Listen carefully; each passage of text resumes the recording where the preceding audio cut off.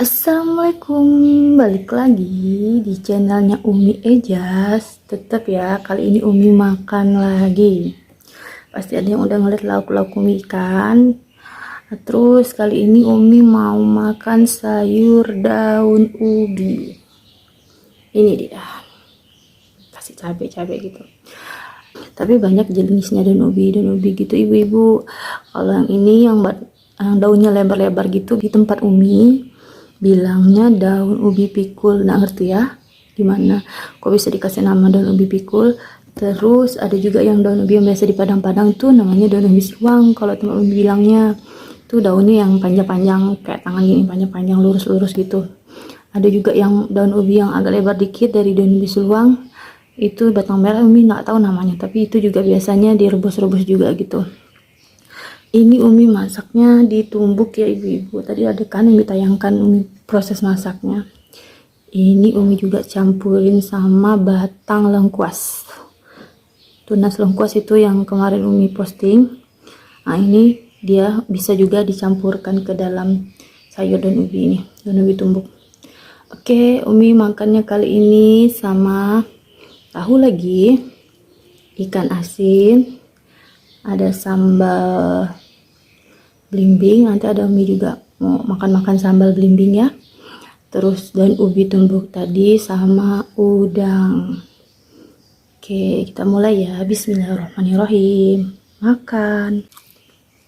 Masaknya yang praktis-praktis karena dari pagi udah sibuk kan ibu-ibu.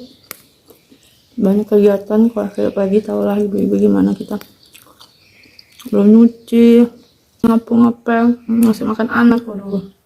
Sayur ini biasa banyak disalah artikan menurut Umi sih, karena katanya kalau misalnya makan daun ubi ini bisa nambah tekanan darah. Yang punya darah tinggi itu bisa buat naik katanya, apalagi makannya sama ikan asin.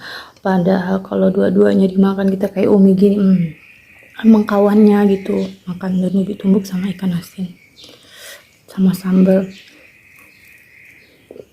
itu mungkin ini kandungan zat besinya. Makanya kalau yang punya tekanan darah tinggi, mungkin kalau makannya dikit sih nggak apa-apa ya ibu-ibu ya. Tapi kalau makannya banyak, ya wajar dia tekanan darahnya bisa naik. Apalagi dia makan asin-asin juga kan, kalau dikombinasikan dengan ikan asin kayak Umi gini. Jadi tekanan darahnya itu bisa naik gara-gara ini. Makanya daun ini selalu disalahkan. Padahal kalau kita setiap makan ke Padang pasti ambilnya daun ubi juga kan, daun ubi rebus, kasih kuah rendang, kasih cabai.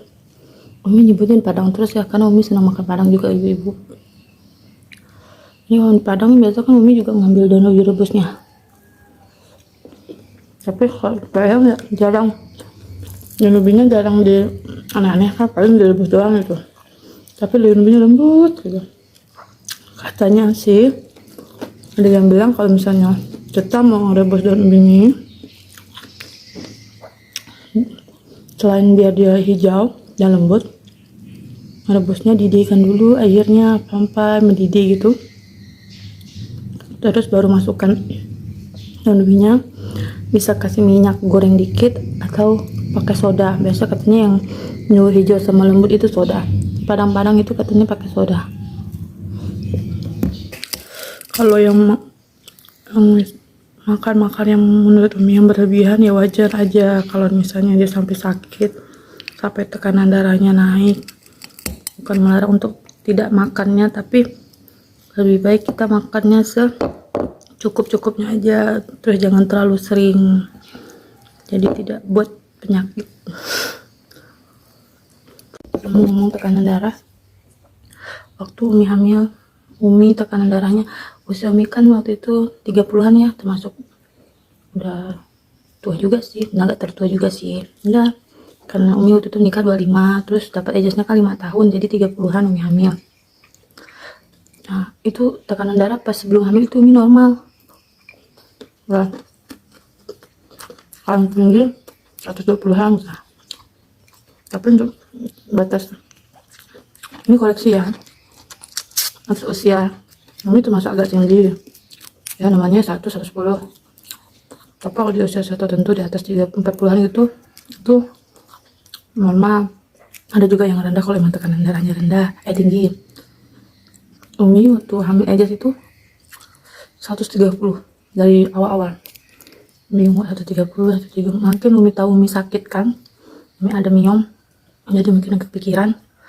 Jadi itu biasanya 150, 140. Ya paling rendahnya 130 waktu hamil Ejas. Pas waktu Umi mulai keluar tanda Ejas tuh, Ejas kan lahirnya tanggal 7 ya, tanggal 6 nya Umi maghribnya itu kan lagi makan terus keluar tanda. Terus malam itu juga Umi langsung siap-siap berangkat ke rumah sakit, karena waktu itu Umi hamil emang udah masuk 37 minggu, tapi Umi belum ada kontraksi, tapi Umi udah keluar tanda, flek gitu, dia campur darah. Jadi malam itu juga Umi sama banyak aja langsung pergi ke rumah sakit, langsung periksa. Awalnya pikir periksa dulu kalau misalnya belum ada pembukaan mau pulang gitu kan, tapi nyatanya rupanya pas Umi periksa udah masuk rumah sakit, udah diperiksa, udah di swab, terus dicek Umi belum ada kontraksi, emang belum ada pembukaan emang, tapi tekanan darah Umi 150-an, detak jantung detak jantung bayinya Umi itu 180-an, cepat tinggi. Biasa kan normalnya ya 120, 140-an gitu kan detak jantung bayi kan, pas kita periksa bersama lagi ya cepat Ejasnya tuh jantungnya.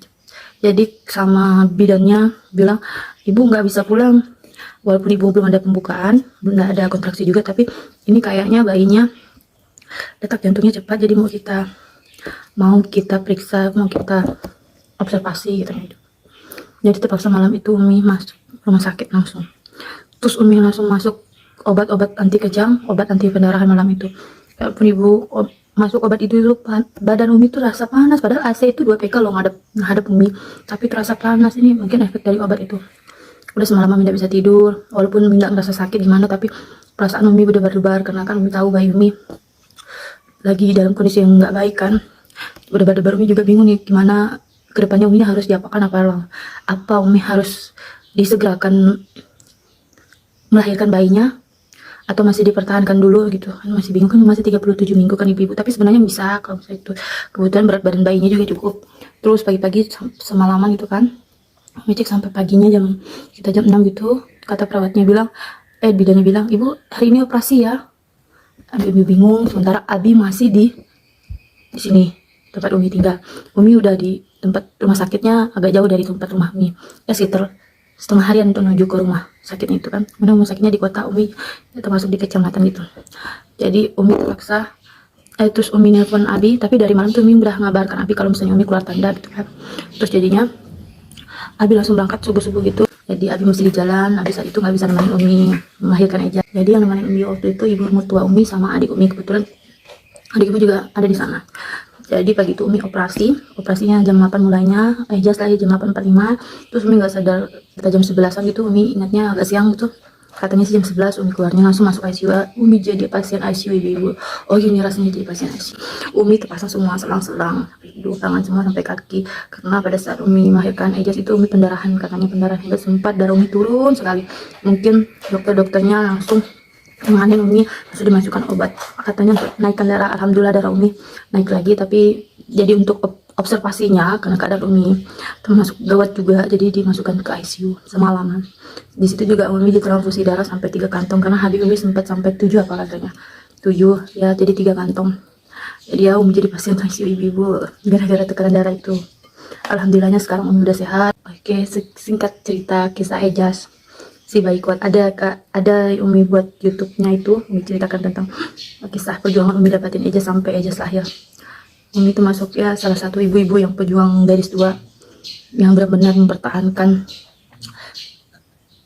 bayi Umi yang dalam keadaan saat itu Umi hamil dengan miom, yang pertumbuhan miom itu makin bulan makin bertambah. Itu karena bukan dari makanannya Umi, karena hormon hamil Umi. Makanya pas lahir miom Umi itu beratnya lebih berat daripada Ejas, 7 kilo. Jadi Umi itu bawa, Ejas kan 3 kilo 30 ya, miomnya sekitar 7 kiloan, 6 kilo 9 lebih, anggap ya 7 kilo kali ibu. Jadi 10 kilo Umi bawa perut besarnya Umi, 90-an Umi naik hamil. Tapi alhamdulillah Umi saat ini Ejas Umi sehat lagi. Alhamdulillah, amin, sehat nanti sampai nanti ya ibu ya. Habis, alhamdulillah. Terima kasih yang udah ngikutin Umi kali ini makan-makan lagi, walaupun banyak curhatnya daripada makannya. Terima kasih yang udah dukung, yang udah like dan komen channel Umi. Dukung terus channel Umi, jangan lupa like, share, dan subscribe ya. Terima kasih semuanya. Assalamualaikum.